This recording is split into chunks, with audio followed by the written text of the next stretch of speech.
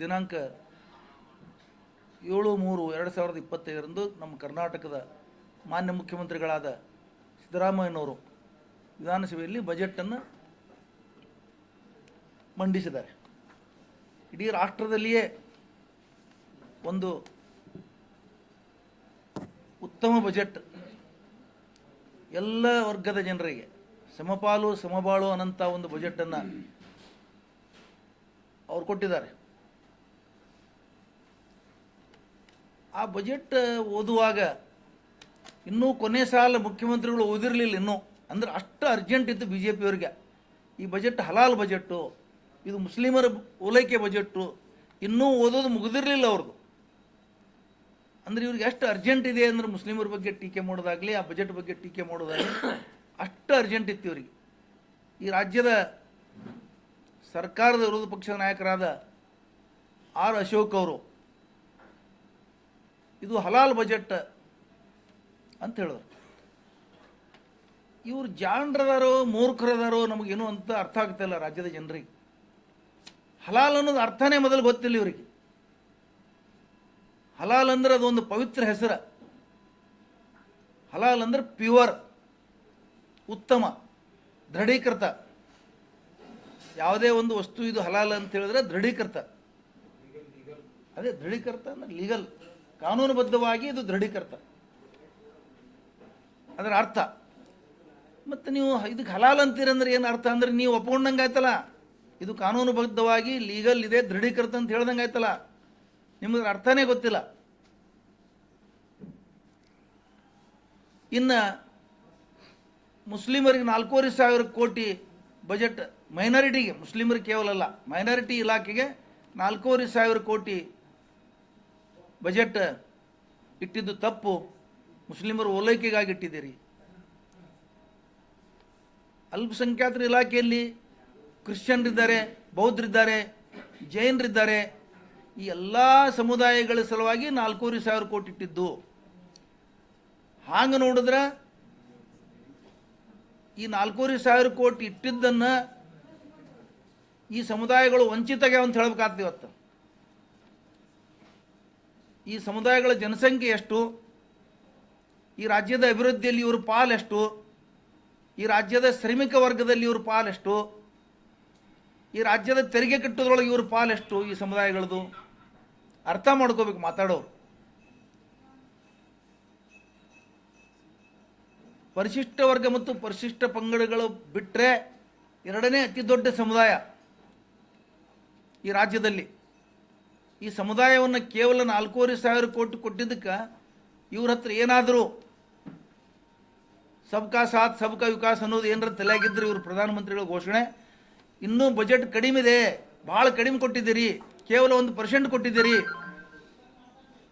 19% ಇದ್ದಂಥ ಒಂದು ಸಮುದಾಯಕ್ಕೆ ಕೇವಲ 1% ಬಜೆಟ್ ಕೊಟ್ಟಿದ್ದೀರಿ, ಇದು ತಪ್ಪಿದೆ, ಇದು ಸರಿಪಡಿಸಿ ಅಂತ ಹೇಳಬೇಕಾಗಿತ್ತು ಇವರು.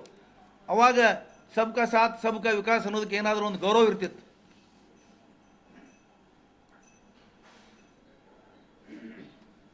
ಇವತ್ತು ಕೇವಲ 4,500 ಕೋಟಿ ಬಜೆಟ್ ಈ ಮೈನಾರಿಟಿ ಇಲಾಖೆ ಕೊಟ್ಟಿದ್ದು ಈ ಸಮುದಾಯಗಳು ವಂಚಿತ ಆಗ್ಯಾವ ಅಂತ ಹೇಳಬೇಕಾಗ್ತದೆ. ಇವತ್ತು ಸುಮಾರು 25,000 ಕೋಟಿ ಬಜೆಟ್ ಕೊಡಬೇಕಾಗಿತ್ತು, ಮುಖ್ಯಮಂತ್ರಿಗಳು ಮೀಸಲಿರಿಸಬೇಕಾಗಿತ್ತು. ಈ ಬಿ ಜೆ ಪಿಯ ಒತ್ತಡ ತಂತ್ರ, ಬೆದರಿಕೆ ತಂತ್ರ ಮೈನಾರಿಟಿಗಳನ್ನು ಇಲ್ಲಿಗೆ ತಂದು ನಿಂದಿರಿಸಿಬಿಟ್ಟಿದೆ. ಏನೇ ಮಾಡಿದ್ರು ಇವತ್ತು ಒತ್ತಡ ಹಾಕೋದು. ಬಿ ಜೆ ಪಿ ನಾಯಕರು ಹೇಳ್ತಾ ಇದ್ದಾರೆ, ಇದು ಸಿದ್ದರಾಮಯ್ಯನವರು ಬಜೆಟ್ ಮಂಡಿಸಿದಾರೋ ಏನು ಸಚಿವ ಜಮೀರ್ ಅಹಮದ್ ಖಾನ್ ಅವರು ಬಜೆಟ್ ಮಂಡಿಸಿದವರು ಅಂತ ಹೇಳ್ತಾ ಇದ್ದಾರೆ. ನಾ ಅವ್ರಿಗೊಂದು ಹೇಳ್ತೀನಿ, ಇವತ್ತು ಆ ಕಾಲನೂ ಬರ್ಬೋದು, ಜಮೀರ್ ಅಹಮದ್ ಖಾನ್ ಅವ್ರನ್ನೂ ಬಜೆಟ್ ಮಂಡಿಸೋ ಕಾಲ ಬರ್ಬೋದು ಅಂತ ನಾವು ಬಯಸ್ತೀವಿ. ನಿಮ್ಮದು ಹಂಗೆ ಯೋಚನೆ ಇತ್ತಂದ್ರೆ ಅದನ್ನೂ ಒಂದು ಬರಲಿ ಅಂತ ಟೈಮ್. ಜಮೀರ್ ಅಹಮದ್ ಖಾನ್ ಅವರು ಈ ರಾಜ್ಯದ ಮುಖ್ಯಮಂತ್ರಿಯಾಗಿ ಅವರು ಒಂದು ಬಜೆಟ್ ಮಂಡಿಸಲಿ, ಯಾಕಂದ್ರೆ ನಿಮ್ಮ ಬಯಕೆ ಅದೇ ಥರ ಇದೆ, ಅದು ಒಂದು ಕಾಲ ಬರ್ಬೋದು.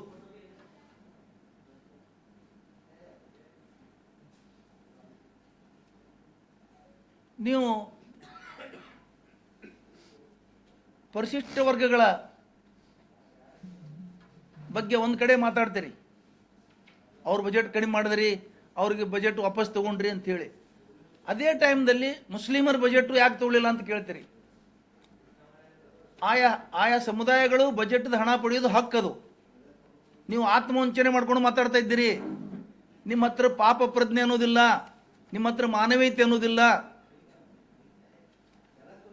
ಈ ಜಿಲ್ಲೆಯ ಒಬ್ಬ ಹಿರಿಯ ರಾಜಕಾರಣಿಗಳು, ನಮ್ಮ ಸಂಸತ್ ಸದಸ್ಯರು ಇತ್ತೀಚೆಗೆ ಒಂದು ಪತ್ರಿಕಾಗೋಷ್ಠಿ ಮಾಡಿ ಬಿಜಾಪುರದಲ್ಲಿ ನೀವು ದಲಿತರ ಹಣ ವಾಪಸ್ ತೊಗೊಂಡಿದ್ದೀರಿ, ಅದೇ ಥರ ಮುಸ್ಲಿಮರ ಹಣ ಯಾಕೆ ತೊಗೊಳ್ಳಿಲ್ಲ ಅಂತ ಕೇಳ್ತಾ ಇದ್ದಾರೆ. ನನಗಿಷ್ಟು ಕೆಟ್ಟ ಅನ್ನಿಸ್ತದಲ್ಲ. ನಮ್ಮ ಜಿಲ್ಲೆಯ ಒಬ್ಬ ಹಿರಿಯ ರಾಜಕಾರಣಿ, ಮುತ್ಸದ್ದಿ ರಾಜಕಾರಣಿ ಅಂತ ನಾವೆಲ್ಲ ಅವ್ರಿಗೆ ಕೊಂಡಾಡ್ತೀವಿ, ಅವ್ರ ಬಗ್ಗೆ ಹೇಳ್ತೀವಿ.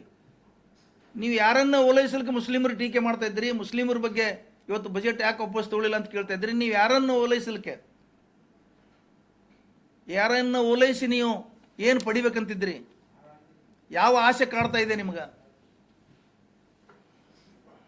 ಈ ಸಂದರ್ಭದಲ್ಲಿ ನಾನು ಇವತ್ತ ಒಬ್ಬ ಹಿರಿಯ ರಾಜಕಾರಣಿ, ಮುತ್ಸದ್ದಿ ರಾಜಕಾರಣಿಗಳಿಗೆ ನಾನು ವಿನಂತಿ ಮಾಡ್ತೀನಿ, ನೀವು ಹಿಂದಿನ ದಿನಗಳನ್ನು ನೆನಪು ಮಾಡ್ಕೋಬೇಕು. ನೀವು ರಾಜಕಾರಣ ಪ್ರವೇಶಿಸಿದ್ದೇ ಮುಸ್ಲಿಮರ ಬೆಂಬಲದಿಂದ.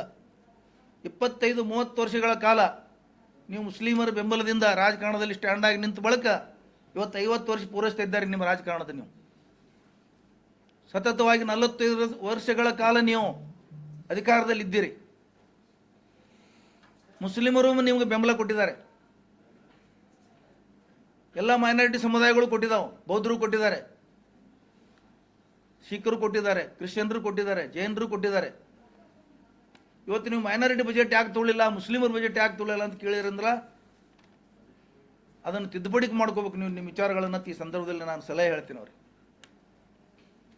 ಅದರಲ್ಲಿನೂ ಸರ್ಕಾರ ಮಟ್ಟದಲ್ಲಿ ಮುಸ್ಲಿಮರು ಎಣ್ಣೆ ಆಗ್ತಾ ಇದೆ.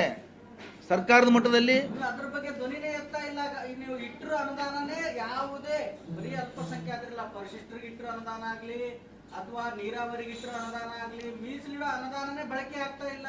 ಅದು ಹೇಳಿದ್ವಿ ಆಗ್ಲಿ. ನಾವು ಏನು ಹೇಳಿದೀವಿ ಅಂದ್ರೆ ವಂಚಿತ ಆಗ್ತಾ ಇದ್ದಾರೆ ಈ ವರ್ಗಗಳು, ಅಂದ್ರೆ ಅದನ್ನು ಬಳಸ್ಕೊಳಕ ಸರಿಯಾಗಿ ಬಳಕೆ ಆಗ್ತಾ ಇಲ್ಲ ಅಂತ ಹೇಳಿದ್ವಿ. ಅದ್ರದ್ದು ಒಂದ್ ಕಡೆ ನೀವು ಕಾಂಗ್ರೆಸ್ನ ಸಮರ್ಥನೆ ಮಾಡ್ಕೋತೀರಿ, ಇನ್ನೊಂದ್ ಕಡೆ ಅಲ್ಪಸಂಖ್ಯಾತರ ವಿಚಾರ, ಅನುದಾನದ ವಿಚಾರನ ಹಿಂಗೆ. ಅದು ನಮ್ಮ ಬೇಡಿಕೆ, ಇದು ಬಳಕೆ ಆಗಲಿ ಅಂತ ಹೇಳೋದು ಬೇಡಿಕೆ. ಅದು ಬಜೆಟ್ದಾಗ ಇಟ್ಟಿದ್ದಕ್ಕೆ ಸಂತೃಪ್ತಿ ಪಡ್ತಾ ಇದ್ದೀವಿ, ಸಮರ್ಥನೆ ಮಾಡ್ತೀವಿ. ಅದನ್ನು ಬಳಕೆ ಮಾಡ್ಕೋರಿ ಅಂತ ವಿನಂತಿ ಮಾಡ್ದಂಗೆ ಇದು. ಇದು ಒಂದು ಪ್ರಸ್ತಾಪ ಮಾಡಿದ್ರಿ ನೀವು, ಏನಂದ್ರಿ 4,500 ಕೊಟ್ಟಿರ್ತ ಬಿಜೆಪಿ ಹೆದರ್ಕೊಂಡು ಈ ಪರಿಸ್ಥಿತಿಗೆ ನಾವು ಬಂದಿವಿ. ಅಂದ್ರೆ ಕಾಂಗ್ರೆಸ್ ಹೇಳ್ತಾ ಇದಾರೆ ಮುಸಲ್ಮಾನರು ಯಾವಾಗಲೂ ಕಾಂಗ್ರೆಸ್ ಜೊತೆಗಿದ್ದಾರೆ ಅಂತ ಹೇಳಿ. ಅಂದ್ರು ಓಟ್ ತಗೊಳ್ತೀರಿ, ಅವ್ರಿಗೆ ಸೌಲಭ್ಯ ಕೊಡೋದಿಲ್ಲ, ನೀವು ಬಿಜೆಪಿ ಹೆದರ್ಕೊಂಡು ಅವ್ರಿಗೆ ಕೊಡೋದಿಲ್ಲ. ಅಂದ್ರೆ ನೀವು ಓಟು ಬೇಕು, ಆದ್ರೆ ಬಿಜೆಪಿ ಹೆದರಿಕೆನೂ ಬೇಕು. ಇದೆಂತ ಕಾಂಗ್ರೆಸ್ ಅದು? ಈಗ ಮೊನ್ನೆ ನಮ್ಮ ರಾಷ್ಟ್ರ ನಾಯಕರಾದ ರಾಹುಲ್ ಗಾಂಧಿಯವರು ಒಂದು ಹೇಳಿಕೆ ಕೊಟ್ಟಿದ್ದಾರೆ, ಬಹುತೇಕ ಎಲ್ಲ ಕಡೆ ಪೇಪರ್ದಾಗ ಬಂತು, ತಾವು ಓದಿರ್ಬೇಕು. ಕಾಂಗ್ರೆಸ್ನಲ್ಲಿರುವ RSSಗೆ ಹೆಲ್ಪ್ ಮಾಡೋಂಥ ಜನರನ್ನು ಹೊರಗೆ ಹಾಕಬೇಕಾದ ಹೇಳಿದ್ದಾರೆ. ಆ ಬುದ್ಧಿಯವರು ಇಲ್ಲಿನೂ ಇದ್ದಾರೆ, ಅವರು ಅಧಿಕಾರದಲ್ಲಿದ್ದಾರೆ. ಅವರು ಸುಧಾರಿಸ್ಬೇಕು. ಯಾರದಾರ ಅಂದ್ರೆ ಇದ್ದಾರೆ, 100 ಜನ ಇದ್ದಾರೆ, 1000 ಜನ ಇದ್ದಾರೆ. ಅಂಥವ್ರು ಅದು ಸರಿಯಾಗಿ ಕೆಲಸ ಮಾಡ್ತಾ ಇಲ್ಲ. ಬಜೆಟ್ ಮಂಡನೆ ಮಾಡಿದ್ದು ಫೈನಾನ್ಸ್ ಮಿನಿಸ್ಟರ್ ಸಿದ್ದರಾಮಯ್ಯ. ಅಂದ್ರೆ ನಿಮ್ಮ ಪ್ರಕಾರ ಅವರು ಏನು RSS ಕೈಗೊಂಡಿದ್ದಾರೆ? ಸರ್, ಸಮರ್ಥವಾದ ಒಂದು ಪ್ರಶ್ನೆ ಕೇಳ್ರಿ, ನಾವು ಉತ್ತರ ಹೇಳ್ತೀವಿ. ಸಿದ್ದರಾಮಯ್ಯನವರು RSS ಪರವಾಗಿದ್ದಾರೆ ಅಂತ ಕೇಳಿದ್ರೆ ಇದು ಇಂಥ ಪ್ರಶ್ನೆ ಕೇಳಿದ್ರೆ ಹೆಂಗೆ? ನಾವು ಉತ್ತರ ಕೊಡ್ತೀವಲ್ಲ. ನೋಡ್ರಿ, ಸಿದ್ದರಾಮಯ್ಯನವ್ರ ಬಗ್ಗೆ ಸಂಪೂರ್ಣವಾಗಿ ನಮ್ಮ ಒಂದೇ ಸಮುದಾಯ ಅಲ್ಲ, ಇಡೀ ಎಲ್ಲ ಸಮುದಾಯದವರು ಅವ್ರು ಬೆಂಬಲಕ್ಕಿದ್ದಾರೆ. ನಾ ಹೇಳಿದ್ದ ಅರ್ಥ ಅಂದ್ರೆ ರಾಹುಲ್ ಗಾಂಧಿಯವರೇ ಅದನ್ನು ಮಾಡ್ತಾ ಇದ್ದಾರೆ ಕೆಲಸ. ಅಂಥ ವಿಚಾರ ಇದ್ದವ್ರಿಗೂ ಇಲ್ಲಿ ಆಸ್ಪದ ಬೇಡ ಅಂತ ಹೇಳ್ತಾ ಇದ್ದಾರೆ. ಒಂದು ನಿಮಿಷ ಅದು ಹೇಳ್ತೀನಿ. ಹೆದರ್ಕೊಂಡು ಮಾಡ್ತಾ ಇದ್ದಾರೆ ಅಂದ್ರೆ ಬಿಜೆಪಿ ಒತ್ತಡಕ್ಕೆ ಮನೆಯವರು ಇದ್ದಾರೆ. ನಮ್ಮಲ್ಲಿ ನಮ್ಮ ಪಕ್ಷದಾಗೂ ಇದ್ದಾರೆ ಬಿಜೆಪಿ ಒತ್ತಡಕ್ಕೆ ಮನೆಯವರು, ಇಲ್ಲ ಅಂತ ಹೇಳ್ತಾ ಇಲ್ಲ ನಾನು. ಬಹಿರಂಗವಾಗಿ ಓಟ್ ತಗೊಳ್ಳುವಾಗ ಬಹಳ ಬಹಿರಂಗವಾಗಿ ತಗೋತಾರೆ, ಸಹಾಯ ಮಾಡುವಾಗ ಗುಪ್ತ ಮಾಡ್ಬೇಕಂತಾರೆ ನಮ್ಮ ಕಾಂಗ್ರೆಸ್ದಾಗೂ ಸಚಿವರು, ಶಾಸಕರುಗಳು. ಯಾರು ರಾಹುಲ್ ಗಾಂಧಿ ಅವ್ರು ಹೇಳ್ತಾರೆ, ಈಗ ಡಿಕ್ಲೇರ್ ಮಾಡ್ತಾರೆ ಅವರು. ನನ್ನ ಆಸಕ್ತಿ ಆ ಸ್ಟೇಜ್ನಾಗ ನಾ ಇಲ್ಲ, ಆ ಲೆವೆಲ್ಗೆ ನಾ ಇಲ್ಲ. ಅವರು ಹುಡುಗಿ ತೆಗಿತಾ ಇದ್ದಾರಲ್ಲ. ಅಲ್ಲ, ನೀವು ಗಣೇಶ್ ಅವರೇ, ನೀವು ಹೇಳೋ ಪ್ರಕಾರ 25,000 ಕೋಟಿ ಕನಿಷ್ಠ ಬಜೆಟ್ ಕೊಡಬೇಕಾಗಿತ್ತು ಅಂತೀರಿ. ಹೌದು. ಈಗ ಹಿಂದಿನ ಮುಖ್ಯಮಂತ್ರಿ ಅವರೇ ಆಗಿದ್ರು, ಈ ಸರಿ ಮುಖ್ಯಮಂತ್ರಿ ಅವರೇ ಆಗಿದ್ದಾರೆ. ಅವರೇ 4,500 ಯಾಕೆ ಕೊಟ್ಟರು? ಮುಸಲ್ಮಾನರ ಪರವಾಗಿ ಓಟ್ ತಗೊಂಡು ಕನಿಷ್ಠ 10,000 ಕೊಡಬೇಕಾಗಿತ್ತು. ಸರ್, ನಾವು ಅವ್ರಿಗೆ ವೈಯಕ್ತಿಕ ಡಿಮಾಂಡ್ ಮಾಡ್ತೀವಿ. ಇದು ಡಿಮಾಂಡ್ ಇಲ್ಲ, ಅದು ಡಿಮಾಂಡ್ ಕೊಡಬೇಕಾಗಿತ್ತು. ನೀವೇ ಹೇಳುದು ಅವರು ಮುಸಲ್ಮಾನ್ ಪರವಾದ ಎಲ್ಲ ಜನ ಪರವಾಗಿದ್ದಾರೆ ಅಂದ್ರೆ 10,000 ಕೋಟಿ ಕನಿಷ್ಠ ಯಾಕೆ ಕೊಟ್ಟಿಲ್ಲ? ಅಂದ್ರೆ ಅವರು ಬಿಜೆಪಿಗೆ ಹೆದರ್ಕೊಂಡು ಹೆಚ್ಚಿಕೊಟ್ರೆ ಏನಾರ ಆಗ್ತೈತಿ, ಮತ್ತೆ ಬೈಯಕ್ ಚಾಲು ಮಾಡ್ತಾರೆ. ಬಿಜೆಪಿಗೆ ಹೆದರುದು ಜಾಯಮಾನ ಸಿದ್ದರಾಮಯ್ಯಂದಿಲ್ಲ. ಅದನ್ನು ತಿಳ್ಕೊರಿ ಮೊದಲು. ಸರಿ, ಗ್ಯಾರಂಟಿ ಯೋಜನೆಗಳಿಗೆ ಪರಿಶಿಷ್ಟರು ಹಣ ಉಪಯೋಗ ಮಾಡ್ತಾರೆ. ಕಾಂಗ್ರೆಸ್ದವ್ರು ಹೇಳೋದೇನು ಪರಿಶಿಷ್ಟರು ಕೂಡ ಗ್ಯಾರಂಟಿ ಒಳಗೆ ಬರ್ತಾರೆ, ಹಂಗಾಗಿ ಅವರ ಅನುದಾನ ಬಳಕೆ ಮಾಡ್ತಾರೆ. ಪರಿಶಿಷ್ಟರ ಹಣದ ರೀತಿಯೇ ಇತರೆ ನಿಗಮಗಳು ಅಲ್ಪಸಂಖ್ಯಾತರ ಹಣನೂ ಕೂಡ ಅದರೊಳಗೆ ಗ್ಯಾರಂಟಿ ಅವ್ರು ಬರ್ತಾರೋ ಇಲ್ಲೋ ಬರ್ತಾರೆ. ಮತ್ತೆ ಅವ್ರ ಅನುದಾನ ಯಾಕೆ ಮಾಡ್ತಾ ಇಲ್ಲ? ಬರೀ ಪರಿಶಿಷ್ಟರ ಅನುದಾನನೇ ಯಾಕೆ ಬಳಕೆ ಮಾಡ್ತಾ ಇರೋದು? ಇತರೆ ನಿಗಮಗಳ ಹಣನೂ ಬಳಕೆ ಮಾಡಲಿ, ಆ ನಿಗಮದವರು ಬಳಕೆ ಮಾಡಿಲ್ಲ ಅಂತ ಎಚ್ ಸಿ ಮಾದೇಪ್ಪನವರು ಕಂಪ್ಲೀಟ್ ವಿವರಣೆ ಕೊಟ್ಟಿದ್ದಾರೆ. ಬಿಜೆಪಿಯವರು ಕಾಂಗ್ರೆಸ್ ಹೆಸರಿಗೆ ಅದನ್ನು ಟೀಕೆ ಮಾಡ್ತಾ ಇದ್ದಾರೆ, ಕಾಂಗ್ರೆಸ್ ಮೇಲೆ ಟೀಕೆ ಮಾಡ್ತಾ ಇದ್ದಾರೆ. ಬಳಕೆ ಆಗಿಲ್ಲ ಅಂತ ನಾವು ಸ್ಪಷ್ಟೀಕರಣ ಕೊಟ್ಟಿದ್ದಾರೆ ಮಾದೇಪ್ಪನವರು ಒಬ್ಬ ಒಳ್ಳೆ ಮೇಧಾವಿ ಮತ್ತು ಭಾಳ ಅಭ್ಯಾಸ ಮಾಡಿದಂಥ ಒಬ್ಬ ಸಚಿವರವರು. ಈ ಸ್ಕೀಮ್ಗಳನ್ನು ತಂದಿದ್ದೇ ಅವರು, ಇಂಪ್ಲಿಮೆಂಟ್ ಮಾಡೋರು ಅವ್ರು ಇಂಥದ್ದು ಅಂತೂ ಆಸ್ಪದ ಕೊಡಲ್ಲ. ಅವರು ಆ ಸಚಿವರಾಗಿ ಅವ್ರು ಆಸ್ಪದ ಕೊಡೋಕ್ಕೆ ಸಾಧ್ಯ ಇಲ್ಲ ಅಂತ ಹೇಳಿದ್ದಾರೆ, ಮನೆ ಸ್ಪಷ್ಟವಾಗಿ ಹೇಳಿದ್ದಾರೆ ಅವರು. ಬಿಜೆಪಿಯವರು ಸುಳ್ಳು ಟೀಕೆ ಮಾಡ್ತಾ ಇದ್ದಾರೆ.